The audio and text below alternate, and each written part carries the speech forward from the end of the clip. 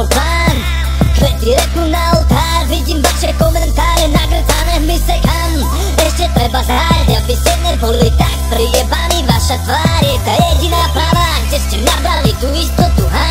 Vieš piču zároveň, vieš, kto je tu veľmajster disu, čo sa celý život choval jak kán. Piča reči sú len bla bla bla bla bla bla bla. Zavri hubu, pokiaľ na to nemáš práv. Niečo lepšie nechajte rozhodnúť Daudik. Čau. Ženský rap u nás dlhé roky neznamená nič, preto disovať každý nový pokus je veľký shit. A ja sa teda pýtam, aký má význam pýtať od každej novej čajky vstupné víza. Tu končí kríza, tu šancame minimál a ty si pekne mimo mnou. Sorry, nechce sa mi baviť s vami, som veľká pani a túto slohu som dala za 10 minút pri kankaní.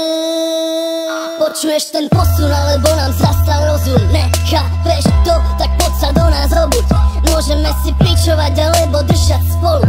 Môžeme disovať, ak tak už teraz vieš, kto má slovo. Vidíš, kto z nás tvorí tú scénu, kto je v piči, vidíš, kto zás robí len hovná, kto je tých, vidím, kto strán, všade len závis, vás piči, vidím, kto skáj ľudí, čo nejsú s tým žití. Musíš šlapať jak gurman, ne jak kurva, musíš kurvať, chudbať ultra rap, čo kope jak hudba, ne samotať jak kurban v hudbách, že sa to nedá, keď musíš stále robiť. Sú výhovorky, robím kurda rap, píšem noci, tu mobil je jak zošit, ten video dáva pocit, tak hoci to nevidíš, dá sa to robiť oky. A keď vieš, jak na to môžeš vychutnať ten moment, keď ne, tak môžeš zase do nás pičovať v tom komente.